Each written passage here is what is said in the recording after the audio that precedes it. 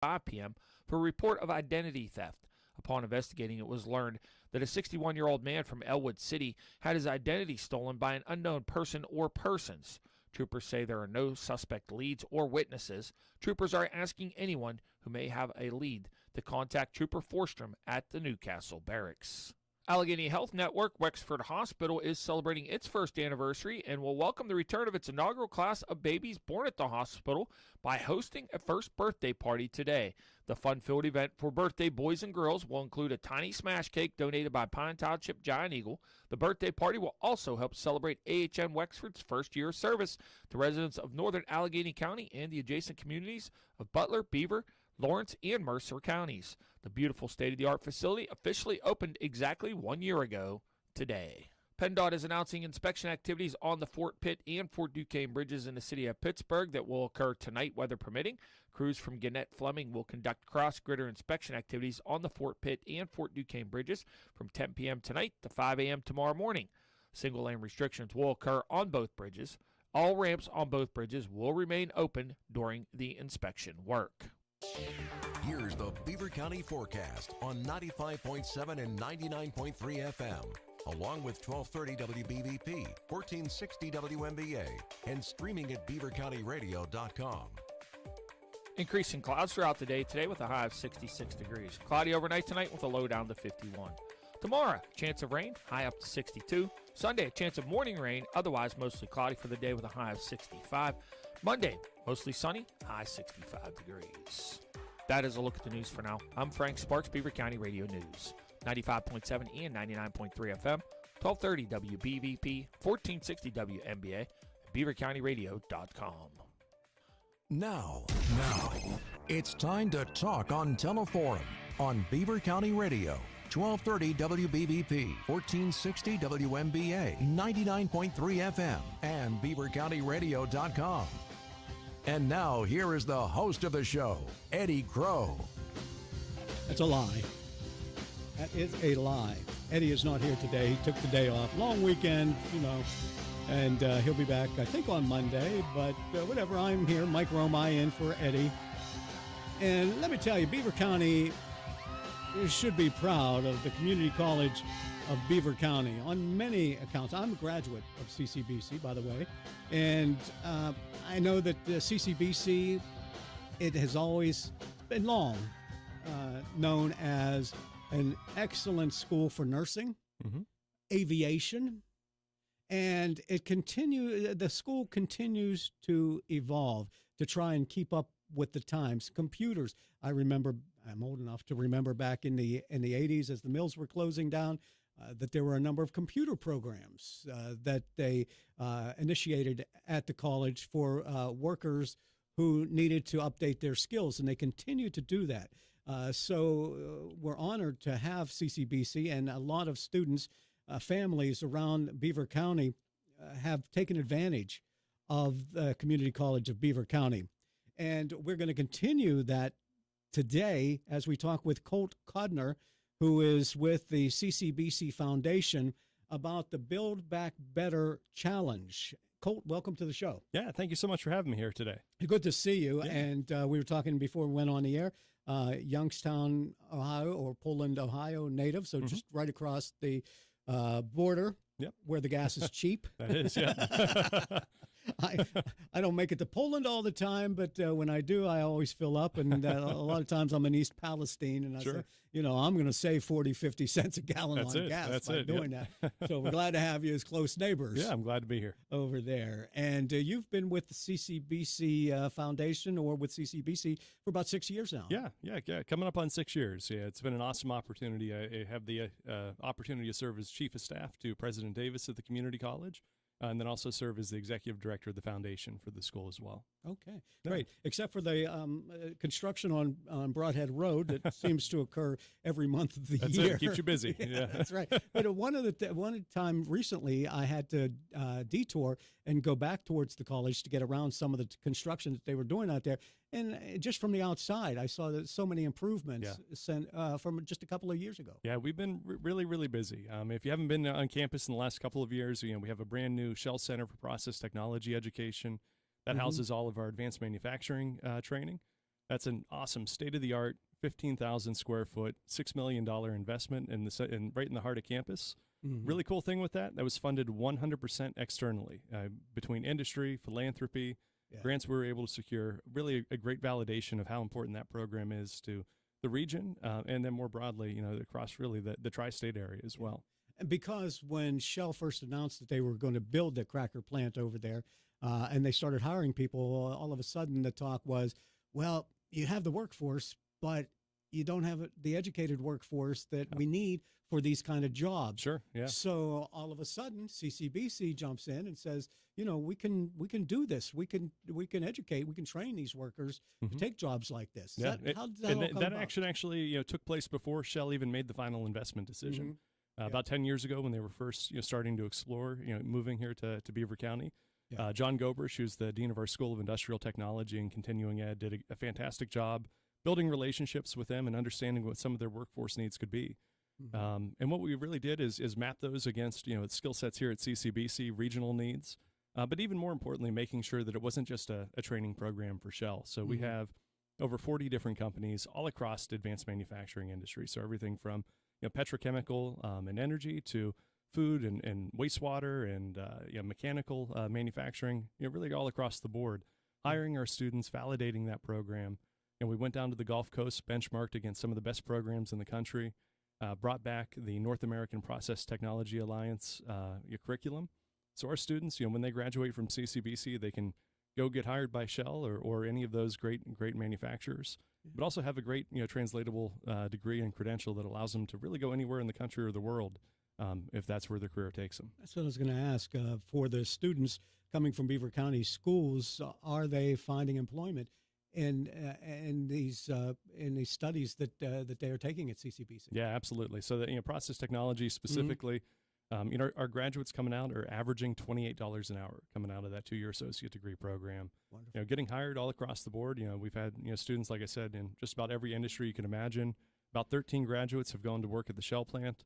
And those are, transformational opportunities for their families and themselves. Some are 22-year-old kids fresh out of high school. Others have been, 50, 60-year-old individuals that are coming back, making a career change, wanting to upskill and take that next opportunity. And CCBC has been that path for them forward to really change their professional trajectory. Yeah, which is interesting because you're saying, and I talked about nursing and aviation and different things that you have at CCBC. And there was a time and quite a while that people say, oh, CCBC, that's like the 13th year of school. That's the 5th year of high school or something like that. Sure. But what you're saying is, and what CCBC is proving, is that these are the foundations that you can get. It's not as expensive as far as tuition is concerned, going to a state school or a private school or something like that. And you're going to get the education that you need, and you're going to be able to turn that into a paying job, a good paying job. Yeah, absolutely. I mean, community colleges, are under-respected across the country. Folks don't fully understand the phenomenal impact we have. All of our degrees typically are very career-focused degrees. Individuals coming in that have a vision of where they want to go, and we're going to get them there as quickly as possible. Sometimes that's a 2-year associate degree. Other times that's a certificate. Sometimes it's a micro-credential that's just a few courses and allows them to get into that next job, that next opportunity. And that's what we do really well at CCBC and really across all community colleges. And sometimes that's all you need is to get your foot in the door, and then the company that you work for may say, well, we'll pay for the next step in your education. Absolutely. Like our nursing students are an awesome example of that. You can go to a 4-year school and get a nursing degree and, rack up $100,000 in debt. Or you can come to CCBC. For a Beaver County resident, it's going to cost them about $15,000 to go completely through that program. They're going to get hired by a hospital system. That hospital system is going to pay for their bachelor's, going to pay for their master's, at no cost, while they're earning a great living wage, supporting their family, earning that experience in the hospital system all at the same time. And I understand recently, because I just spoke with some people from Geneva College yesterday about some relationship that CCBC has with Geneva, and in order to continue that education. Yeah, but we do really well as partner across many different organizations. We have a great relationship with Geneva where they're able to do. Students can do the first year at Geneva, come to CCBC for their next 2 years, go through the nursing program, rotate back to Geneva for that last year. So really awesome partnership, streamlines, builds on the great experience we have, more than 50 years of providing exceptional nurses, and gives them, a quick path to that 4-year degree as well. Yeah.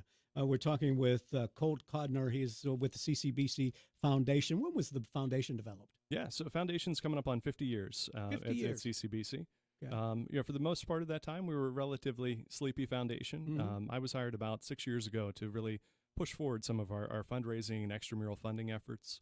Just this past year, we were really excited. We completed our first comprehensive fundraising campaign, had an ambitious $12 million goal, and we exceeded that really drastically. $25 million secured of extramural funding to advance CCBC and, most importantly, support the Beaver Valley region. What does extramural mean? Yeah, so any funding outside of CCBC. Okay. So competitive grants, gifts, anything along those lines. So $25 million of That's investment amazing. brought into CCBC and the Beaver Valley region to advance strategic initiatives, make sure our students have access to life-changing technology, scholarship support, all of those great things that allow us to do things that would be impossible. How do you do that? Because you're competing against a lot of other entities out there to try and get that money. Yeah. Where to get $12 million, $25 million, that's a lot of phone calls and knocking on people's doors and trying to persuade them that CCBC is the place to put their money. Yeah, and what we do really well is, we like to call ourselves the partnership college a lot.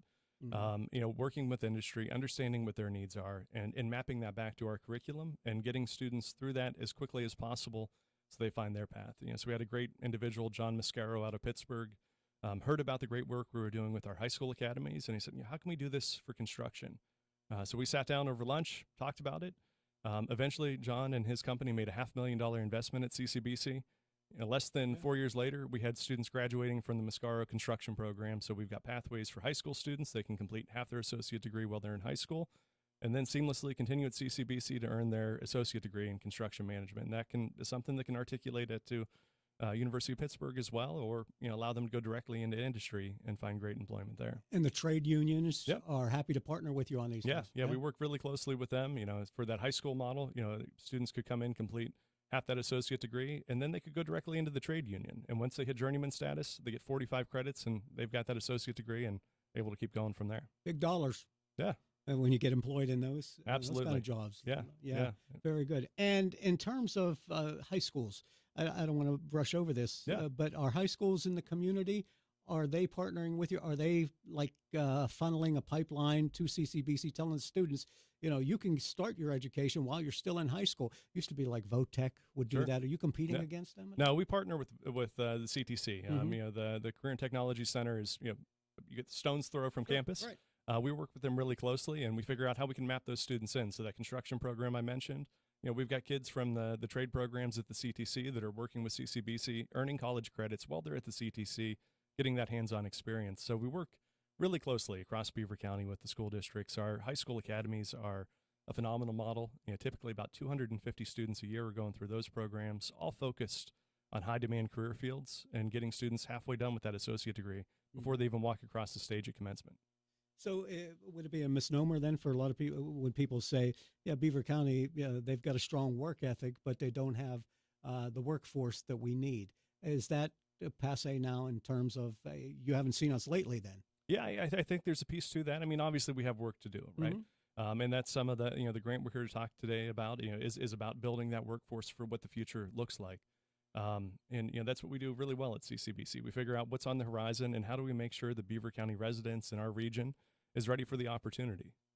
All right, and it's called the Build Back Better Challenge. Yeah. Our guest is Kolt Codner from the CCBC Foundation. It's 10:22 on this Friday, September 30th.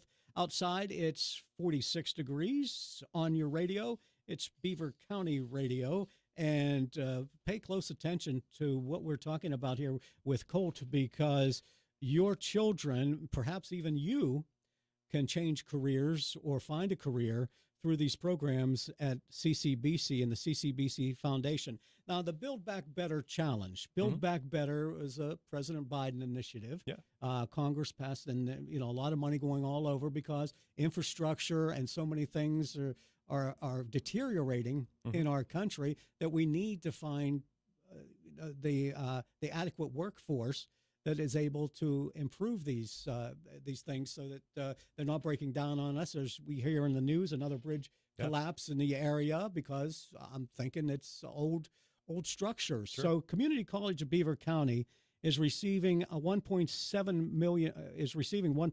million over the next 4 years to uphold the Pillar 3 upskilling, extended pathways to new economy careers component of the Economic Development Administration's Build Back Better challenge. So tell us about that. Yeah. So this was a great opportunity. As I said earlier, we work really closely with our partners. The Allegheny Conference on Community Development out of Pittsburgh is the lead on this initiative, and they have secured $62.7 million, pulling together really diverse stakeholders across the greater Pittsburgh region, roughly about 10 counties, to figure out how we partner to make sure we're ready for the next wave of advanced manufacturing, robotics, and artificial intelligence. So President Roger W. Davis from CCBC is one of 20 individuals serving on the advisory board for this grant, and really helped to shape this strategic focus. So the $62 million coming to the region is split into 5 different groups. Some of it's focused around supporting building out capital infrastructure in terms of computing and leveraging some of CMU's experience with that. But roughly 25 million of it is focused on building that workforce, building the pipeline of talent that can fill the region's burgeoning opportunities there. And CCBC is exactly where we plug into that. Mm-hmm. And this 1.7 million that CCBC is going to get, that's going to be split up into different segments. Yeah, absolutely. So we've looked at that as kind of 3 key areas that we're going to invest in with those funds. Our total project is about $2 million. We're contributing about $300,000 of in-kind match towards that project. Mechatronics is one piece of that. What is mechatronics? Yeah, mechatronics is basically the advanced manufacturing environment. So this builds on the great work that we've already done with our process technology program. Focuses on how we prepare folks to work in the types of manufacturing facilities you see today. So they're having hands-on experience with things like programmable logic controllers and robots and all of those good things that you see in every single manufacturing facility across pretty much every industry. This gives folks a really deep look at those programs and will allow us to build that program out entirely. We have close to $100,000 for program development to build out the curriculum, map the labs, and then about $300,000 to make capital investments to have the hands-on equipment so that our students are able to come in, see exactly what they're going to see when they head out into industry, and have that seamless transfer when they graduate. It's hands-on. Yep, hands-on, high-tech, and high-paying. It's a pretty good path for students. I must say that I have a grandson in kindergarten, and they have a STEM type program there. STEM, or they call it STEAM nowadays. Yeah. And he's coming home talking about robotics, things absolutely. like that. So we're educating them young.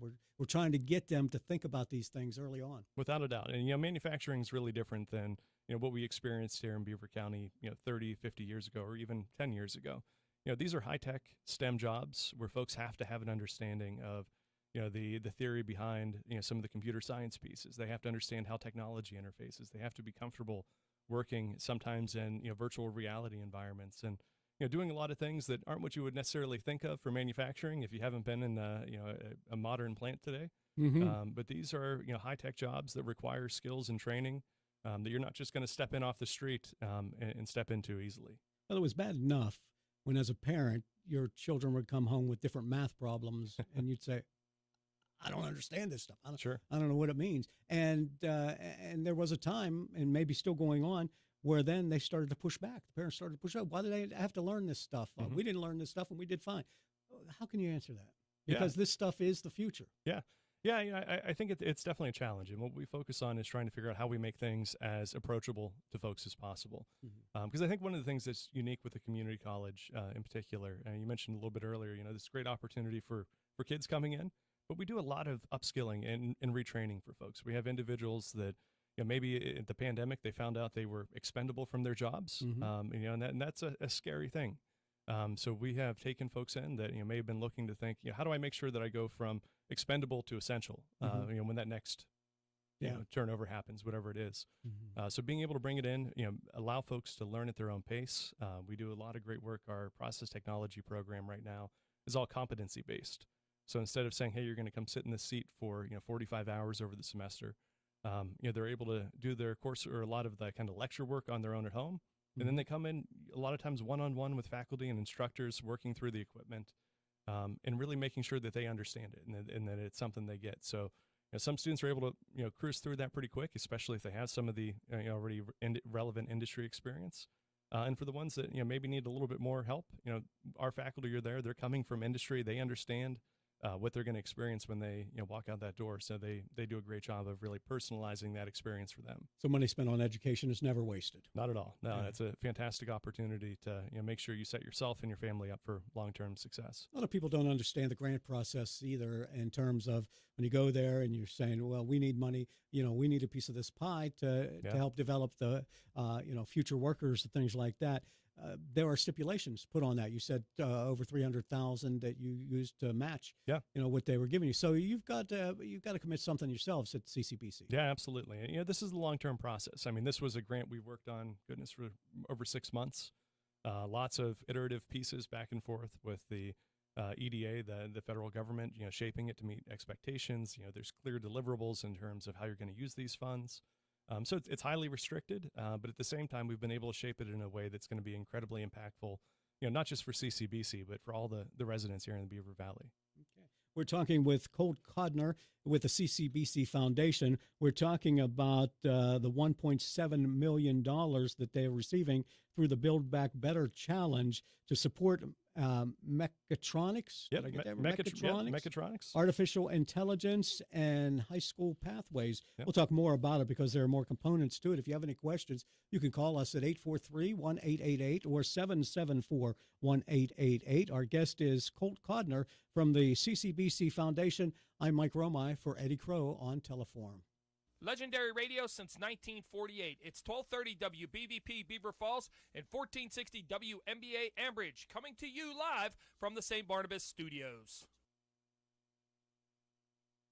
Hey, it's Jimmy Fallon from Fox News, inviting you to tune into Beaver County Radio weekdays from noon to 3 p.m. for Fox Across America with me, Jimmy Fallon. It is the fastest growing radio show in the country, mainly because of my weight. But the point is, you tune into our show, you could be a Republican, you could be a Democrat, just don't be a jerk. Listen live on 95.7 and 99.3 FM, along with 1230 WBVP, 1460 WMBA, and BeaverCountyRadio.com. I'll see you there.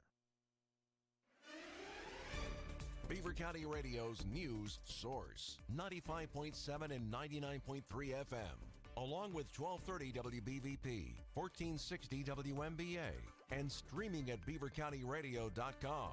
Here's Frank Sparks. And good morning on this Friday morning, September the 30th of 2022.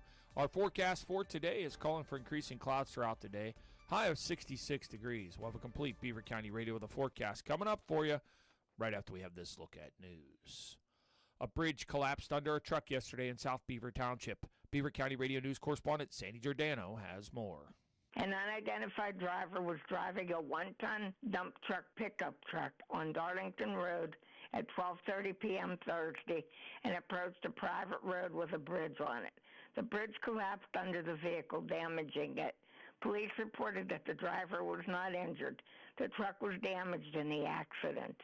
This is Sandy Giordano reporting for Beaver County Radio.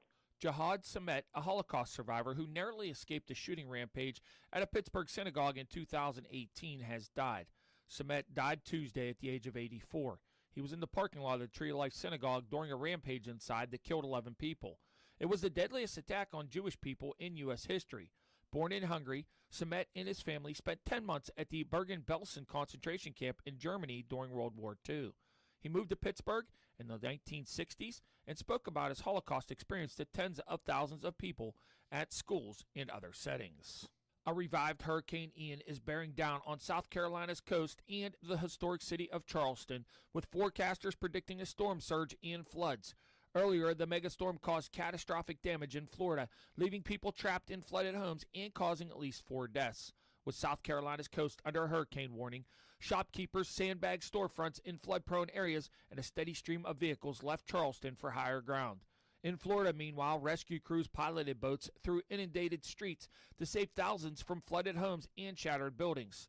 Florida Governor Ron DeSantis says at least 700 rescues were conducted in his state already, mostly by air.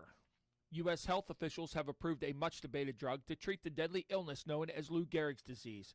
The approval yesterday follows an intense lobbying campaign by patients and advocates, though it's likely to raise questions about the standards used to review experimental medicines. The Food and Drug Administration approved the medication from Amulex Pharmaceuticals based on results from one small mid-stage study.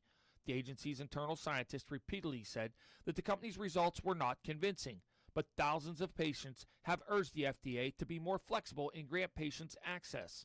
Lou Gehrig's disease has no cure, and most patients die within 5 years of initial symptoms.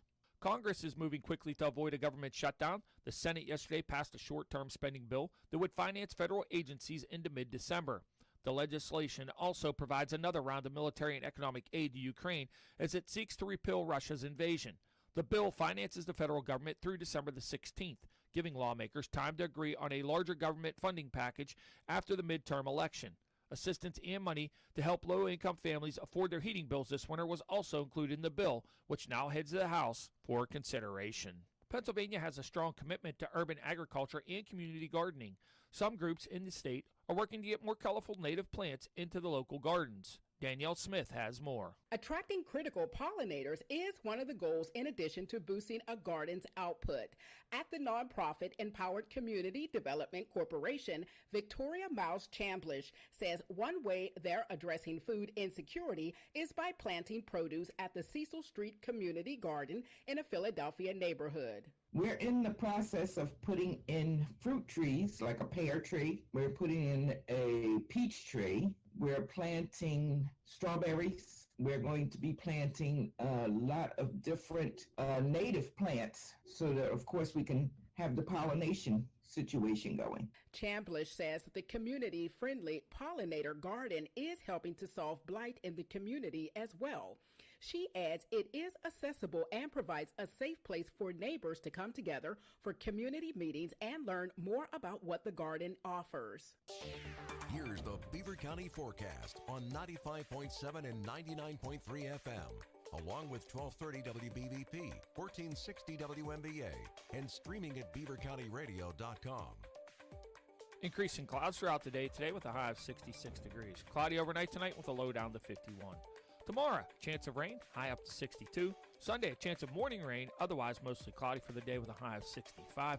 Monday, mostly sunny, high 65 degrees.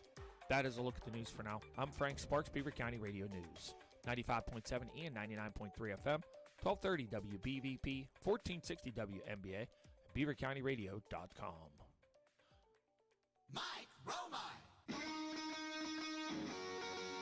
Exciting times in Beaver County.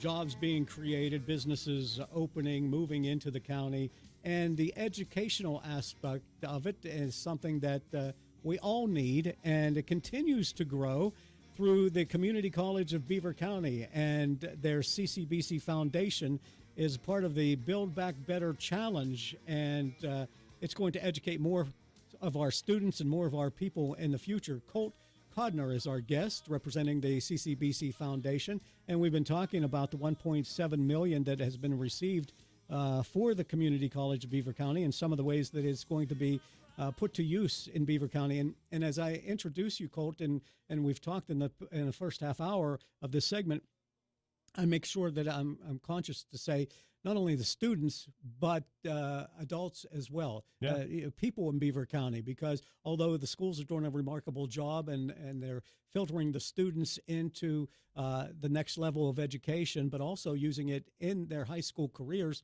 for people who are looking to change jobs, as you've said, or adult learners, as I was at one time, continue to use CCBC as that forum to be able to achieve more educational success. Yeah, absolutely. You know, we pride ourselves on being an open access institution. You have a lot of times, some four-year institutions like to brag about their acceptance rates and all of those things. What we pride ourselves on is that every student who comes to us, we're going to meet them where they are, no matter where they are, and figure out where they want to go, and we're going to help them get there. Sometimes that's a couple of credits. Other times it's a 2-year degree that transfers out to a 4-year partner, but we're going to meet them where they are and get them where they need to be. Mm-hmm. And you're also building for the future as part of the Build Back Better Challenge, the future, artificial intelligence and robotics. Tell us a little bit about that, because people my age, or perhaps even people over the age of 40, don't quite understand it or feel the need at this time or the urgency to change. Yeah. I mean, it's something that's becoming immersive in all of our lives, right? And you think of artificial intelligence, and I think sometimes folks automatically jump to these really abstract, things that could be really complex. But it could be as simple as, you pick up your iPhone and it tells you, hey, you got to leave your house here in 20 minutes because traffic's bad. Right. There's a programmer who sat and figured out how to build an algorithm that's going to look at your calendar, map that against inputs for data and transportation, feed that back to you and present it to you in a really easy way. You look at things like Amazon and how scarily they can tell you everything you want to buy even before you even know you want to buy it. Oh, man, it's crazy. It's isn't terrifying, it? a little bit. But it's good stuff in terms of being able to solve problems through some of the computer sources instead of throwing people at it. That is crazy because just last night I was looking at something on a AAA website, and then on my Facebook post there's a AAA commercial there. It's like, well, yeah, and I know this happens, but it's amazing, and we don't know how it's happening. Some people are fearful of that sort of thing. That hey, they're watching us, and why do they know this kind of stuff? Sure. I'm sitting here in my underwear, and can they see that? Yeah, I mean, great things. When we're thinking about artificial intelligence with this project, we're really talking about industry applications of that. So you think of a manufacturing environment. How can you make that environment so much safer if the equipment's able to look at throughput of an item and say, hey, something's off here, and automatically adjust and tailor instead of waiting for a catastrophic failure that could potentially jeopardize safety of the folks on the line or safety of the products coming out. Those sensors, that type of automated technology that can go in and look at those things. And then most importantly, having the individuals that are trained to understand that, fix those pieces, interpret that appropriately. That's where you really can have phenomenal impacts on the worker experience and the customer experience. That's the difference of what's going on today compared to, I'm a product of Beaver County. I worked in the mills and the factories. My family did as well. So what you're talking about is really dirty, hot, cold, sweaty kind of labor, big machinery, thousands of people employed by these places. And if one of the lines breaks down, that could be shut down for 24 to 48 hours before they get it fixed. Sure. But with AI, that's all different. It doesn't take as many people. They can pinpoint the problem, as you're saying, and get it fixed and the line back up. Yeah, and ideally, you notice those things before they even happen, right? And you're able to take, proactive action to keep people safe, keep things moving forward. And our students have, already done a great job at that out of our process technology program. And this will allow them to really go a deeper level into that with mechatronics and artificial intelligence, and really think about how we infuse that throughout all of our curriculum.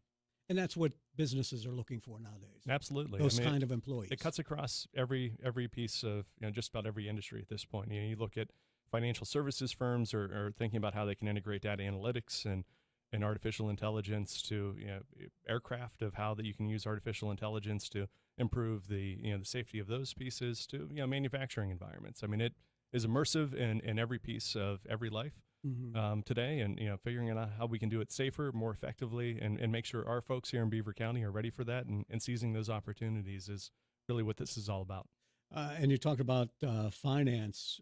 And the idea that I'm old school and I still carry cash. Sure. But I'm a dinosaur. So the idea that, the debit cards and credit cards and swipe technology, it's all around us. Yeah. If you fight this, you're left behind. Yeah. I mean, you have to embrace the opportunity. And I think that's what CCBC does an exceptional job of, is being able to look out on the horizon and say, hey, here's what we need to do as a region to make sure we're ready for this opportunity. Shell plant may have been a good example of that. We were 10 years ahead of when that plant opened, and it's still not open. And we have roughly 15 graduates working there, supporting that whole framework, making a phenomenal family supporting wage, before it even hit the ground. And supposedly that's the tip of the iceberg. Yeah. That there are going to be more opportunities, maybe not right in Beaver County, but right across the line, perhaps in Allegheny, Washington, Butler counties. Yeah, and we've worked really hard. We were the leaders on a tri-state consortium for advanced manufacturing, energy and advanced manufacturing. So working across all of our community college peers, working with four-year partners, figuring out how we develop, scalable curriculum that allows students to kind of seamlessly go through that process. I mean, we have students coming in from out of state. We have a student from West Virginia in our process technology program now. Mhm. It's a unique piece. We're the only program like that within about a 600-mile radius of Pittsburgh. Yeah. So being able to have that skill set is something that's definitely a need within industry. $1.7 million through the Build Back Better challenge. Why is it a challenge? Yeah, so this was something that was pushed out through the White House of wanting regions to really think creatively and collaboratively. And that was the manifestation of this project for Pittsburgh, was that it wasn't just a Pittsburgh project. The city itself and that dense urban area around Pittsburgh has had a lot of the economic gain, and unfortunately, some of that hasn't materialized out to the surrounding counties in the way that we would all like it to. And this effort was really focused on how do we scale that? How do we make sure this is an equitable lift for the entire region, and that folks aren't left behind, underrepresented communities aren't left behind, and rural areas are not left behind. Mm. And CCBC is going to be that path, helping pull things forward in a really creative way that meets folks in their community where they are and give them a path forward. There were people who still think today, that there's a competition between Beaver and Allegheny counties, especially when Shell moved in here and they were trying to promote the airport area.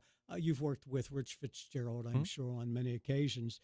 There's not a competition, but it's a collaborative effort, isn't it? Yeah, absolutely. Sometimes we'll call it, co-opetition. You're cooperating. Sometimes there's some competitive piece to it. But at the end of the day, opportunity doesn't see, geopolitical borders. And the pathways that we can afford to students, cut across, county lines or city lines or any of those things that can seem really important to us as individuals. But when you look at that collective impact, it's really important to think creatively of how we can work across those, county and state lines to leverage opportunities for folks here in Beaver County and make sure we're doing everything we can to move those pieces forward. It's interesting because in Beaver County, we see Shell plant. It's very visible. You go across the Vanport Bridge and you see that city that they just created over the past 5 years. But sometimes what's not noticed and what this education in AI and other things concerned mechatronics is concerned is these small business incubators or the Amazon sites or UPS or FedEx. And there's like these little business parks in different places, not only in Beaver County, but all around us that you don't see because it's off the beaten path, maybe off of 376 a couple of miles, but there it is, and it's employing hundreds, if not thousands of workers. Yeah, and that's really where you can see some really exciting things. If we can make robotics and AI more accessible to those small and medium-sized businesses, all of a sudden their economies of scale change drastically. Their ability to compete against some of those bigger partners changes in a really meaningful way and can really drive economic development for the whole region. A chunk of this Build Back Better grant, roughly about $7 million, is focused on entrepreneurship and small business development, focused on how they can infuse technology through some of those partners that maybe haven't had a chance to do this or don't have the expertise. So being able to leverage expertise across higher education, new workers coming in, and then pull that in can be a really transformative thing for those folks. Yeah, it's a shame that our country has moved into such a partisan bickering society, in that if it's my political party who's putting the money out there for it and the programs out there for it, that's great. If it's theirs, then it's not worth it and you're wasting government money. But it benefits all of us in one way or another. And how can you convey to people that this is money that is going to be well spent, not only for now, but in the future for Beaver County? Yeah, I mean, I think folks can be exceptionally proud of how CCBC and really a lot of our higher education partners utilize funds. I've worked at 4-year research universities before I got here to CCBC, and what I've seen here is our ability to take a lot of times relatively modest amounts of money and really have a transformative impact. And I think this is a good example. $1.7 million sounds like a lot of money. But to be able to launch, 2 programs, bring in an AI faculty expert that's going to be able to infuse pieces throughout all of these areas. Our high school academy model that's going to get supported by this is going to help impact probably about 3,000 high school students, getting them while they're freshmen and sophomores in high school, giving them hands-on experience in STEM fields that hopefully then could, get them to sign up for our STEM high school academy. complete half that associate degree before they walk across the stage at commencement. And by the way, we have about 150,000 of scholarships in there to make this accessible for folks. And go ahead. Tell us about the high school academies and the scholarships that are available, and how do parents apply for them for their kids? Yeah. So we work with over 50 school districts across Western PA, every one here in Beaver County. And our high school academies are really focused on high-demand career fields. So we've got aviation paths and professional pilot and air traffic control, STEM paths and process technology, engineering, mechatronics and AI will be infusing into that, along with computer science and cybersecurity. We've got a great health academy that has pathways in nursing, and we've also had students go on all the way to become a doctor out of that program, getting that head start. Criminal justice, we have the Mascaro construction program. Overall, about 250 students typically in a given year in those programs. And they're able to enroll directly through their school district. They can also visit our ccbc.edu website and learn more about it there, and reach out, and we'll help walk folks through that. But students spend half their day, typically while they're in high school, at CCBC, working through those experiences with our faculty, with college students. They've got the $150,000 roughly of scholarship support in this grant. Through the foundation, we've been able to raise about another $1 million of scholarship endowment that will in perpetuity provide scholarship support for these students. So it's an amazing opportunity for individuals to get that jump start, move ahead in their career. And, for some of them, it's a chance to try out, a pathway before they commit at the conclusion of their high school career. And a lot of times you can get students really, really excited about that while they're in high school. I'm thinking here, and I'm thinking the students, as they're getting ready to finish their high school careers, somebody says, "Oh, what are you going to do now?" I don't know. Yeah. I don't know. You better start thinking about it. It's a tough thing. And one of the things in this grant, we've got about $100,000 for what we call Aim for the Future Fridays. So we typically will bring in about 600 to 700 students over the course of the entire school year from the high schools. They come in, they get hands-on experiences in all of those academies. So it's not, a professor sitting lecturing off a blackboard. They're going to go into our process technology lab and have hands-on experience with a pilot plant. They're going to go into the nursing lab and have hands-on experience with a high-fidelity simulation mannequin, or go into a flight simulator, or work in the robotics lab. So it really allows them to get an idea of what do these careers look like? What are the job outlook opportunities for me? And most importantly, what are the paths forward? Because a lot of high school students, they don't know that Beaver County has this incredible swath of educational pathways that's in their backyard, attainable, and approachable and affordable for them to move forward. So if I'm a parent and I'm contacting the guidance counselor at the school for my children, should I emphasize, I want to take a look at some of these things, because he may not be a 4-year college learner. He may not be a book learner. There may be something else out there. He's on the computer all the time and he knows this stuff. How can he get an education in that?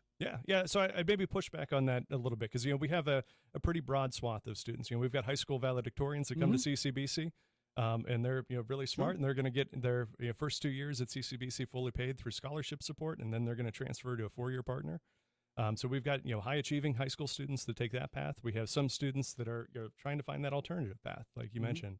And having that hands-on experience is a thing that can connect with some individuals. Everybody learns in different ways and has different expectations of what they want to do when they ultimately head out after graduation. So being able to come in, see these things, see the resources we have, really, really exceeds expectations for a lot of folks. We had the PA Secretary of Education was on campus earlier this week. We gave him a campus tour, showed him the resources, and he was blown away at what we have here in Beaver County, here at the Community College of Beaver County. Did he eat the pizza in the cafeteria?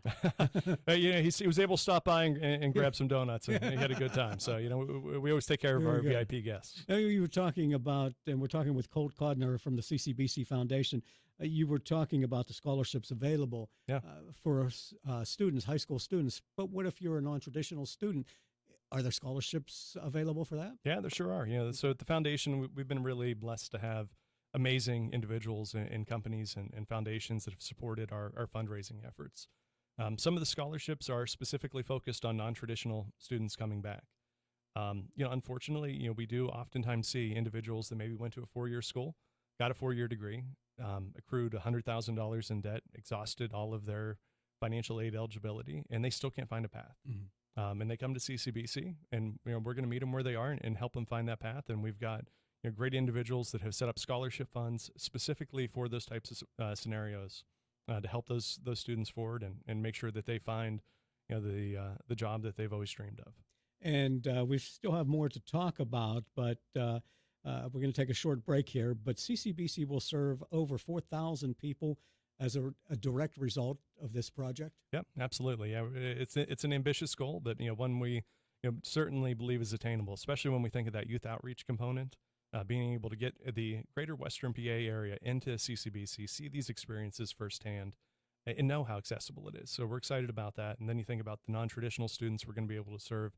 It's going to be a really transformative thing here for the Beaver Valley. Very good. Kolt Codner is our guest from the CCBC Foundation. Coming up after the news at the top of the hour, we will speak with the CEO of Heritage Valley Health System, Norm Mitri, will be joining us to talk about, as we transition into fall and winter months, what about COVID? What about booster shots? What about flu shots? Where are they available? Who needs to get them? We'll talk about all that. And Heritage Valley Health System certainly has benefited from the Community College Beaver County Nursing Program, among others. Yeah, they've been a phenomenal partner. We're so excited to have them here in the region and be able to connect. We'll continue our conversation next on Teleforum, 1230 WBVP and 1460 WMBA. The views and opinions expressed on WBVP and WMBA are those of the participants and host. They are not necessarily the viewpoint of WBVP and WMBA, its staff, management, and advertisers. Thank you for listening to WBVP and WMBA. 95.7 and 99.3 FM, along with WBVP, WMBA, and BeaverCountyRadio.com, invite you to tune in to Sounds of Faith. Tune in Sunday mornings from 7 until 9 for a mix of the best sacred music of all time. Sounds of Faith is brought to you by Crawford Tire and Beaver, the William Murphy Funeral Home, City Rescue Mission, MRS Physical Therapy, Circle of Friends, J&J Spratt Funeral Home, and Rome Monument and Inspirational Gifts. Sounds of Faith, uplifting, relaxing, and inspiring radio. Sunday mornings from 7 until 9 on 95.7 and 99.3 FM, along with WBVP, WMBA, and BeaverCountyRadio.com. It's 6 before 11 on Friday, September 30th, 2022. Outside, it's 51 degrees on your radio dial. It's Beaver County Radio. I'm Mike Romigh for Eddie Crow this morning with Kolt Codner, CCBC Foundation, the Build Back Better Challenge, $1.7 million being brought to Beaver County to better educate our students. That could be high school students, college students, anyone looking for an education. Even non-traditional students can benefit from this and all the programs at Community College of Beaver County. Kolt Codner is with us. And artificial intelligence. It sounds like a Tom Cruise movie, but it's very much our reality. It is, absolutely. And we're really excited. One of the major components of this grant is to be able to go source a leading faculty in this area to bring to Beaver County. Pull somebody from that has great industry experience with artificial intelligence that can really look at this from a holistic perspective about how we integrate this across our manufacturing programs. How do we integrate it across all of our technology programs, from computer science to cybersecurity? And it's going to be an amazing piece to pull that expertise in to really lift opportunities for our students as well as our industry partners here in the region. Okay. And how can people take advantage of it today, going forward? $1.7 million, is it already in the pipeline? Is it already to be used? How do they? Yeah. So this is going to be rolling out over the course of the upcoming year, and our intention is that for this fall semester, all of these programs will be in some degree of in place. The high school academy piece certainly will be. Mm-hmm. So folks could reach out. They can go to our ccbc.edu website or email us at contactus@ccbc.edu and just say that they're interested in getting involved. We have an institutional concierge that personally responds to every single one of those messages.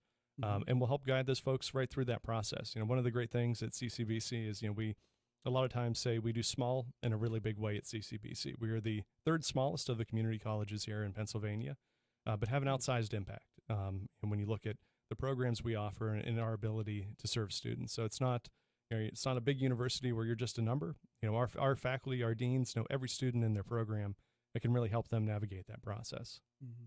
Would you say it's making a change for the better in Beaver County? Absolutely. I mean, I think this grant specifically, but more broadly, when you look at the Community College of Beaver County and how we're able to connect with industry and really put students on that fast track to a life, family sustaining wage, is something that changes their lives. It changes the lives of the families around them. And when you think about a social equity and an opportunity to really change Beaver County, that's it so many times. Education is that pathway forward. It's something that folks can invest in. You will never have it taken away from you. It never loses value. And it's something that's going to move you on that path, whether that's for that job you get the first time or that job 20 years down the road. Your experience at CCBC, the education you got, is a foundational piece that they can take with them anywhere. Mm-hmm. And as we've seen over the past year or so, the quiet, what do they call it? The quiet resignation. Sure, yeah. People are leaving jobs, and there are plenty of jobs out there, but oftentimes just need to tweak your resume a little bit. And maybe, as you said, Colt, that maybe just a couple of credits that you might need to get that promotion or to move into a position. Yeah, exactly. Yeah, we have micro credentials, which can just be a couple of classes, specifically in cybersecurity and a lot of our tech areas. We see a lot is that industry is so excited to have new talent come in to fill these roles. They just want to see a foundational knowledge, and CCBC can provide that foundational knowledge for them. And even if you're a seasoned person in the workforce, if you want to improve your skills, and whenever the employer says, yeah, we're looking for somebody that can do this, and maybe you've already been with the company for 15 or 20 years, you say, wait a minute, I have that. Yeah. I've been trained in it. Yeah, we've some really great pathways. We talked a lot about our credit pathways. We also do a lot of non-credit work where we work directly with industry, focused on upskilling workforce. So, the large Tenaris plant, just right over here in Beaver County, they're the world's largest manufacturer of tubular steel products. We've been doing an exceptional amount of onboarding and training and upskilling for their workforce as they continue to build operations. And they're bringing folks to CCBC. We're taking faculty and staff directly to their facility, focused on the learning expectations that they need to hit to make them as successful and safe as possible. It's quite an endeavor, and we wish you luck and all the students in the area for that. Kolt Codner, CCBC Foundation. You can find out more information at ccbc.edu. Yep. Right? Colt, thank you. It's been a pleasure meeting you and talking with you about this. Yeah, thank you so much for having me. 1230 WBVP, 1460 WMBA. It's Mike Romigh in for Eddie Crow. You're listening to 95.7 FM, 99.3 FM, presented by St. Barnabas, in addition to 1230 WBVP Beaver Falls and 1460 WMBA Ambridge. Thomason. Coastal South Carolina is watching and waiting for Hurricane Ian. Landfall expected early this afternoon near Charleston. The storm will come ashore during high tide, which could magnify the impact of its heavy rains, high winds, and storm surge. Georgia, North Carolina, and Southern Virginia are also bracing themselves. Florida Governor Ron DeSantis says progress is being made as his state starts down the long road to recovery. For one thing, DeSantis says more and more gas stations are reopening. It's just a matter of the gas stations need to have power to be able to operate, and if they have a certain number of pumps, they're required to have a generator. I was in Lee County yesterday, actually saw some of the larger gas stations were operating, so that's a good sign. 1.9 million utility customers still without power. DeSantis says repair crews have fanned out across the storm-stricken areas to get the lights back on, and so far 1,100 miles of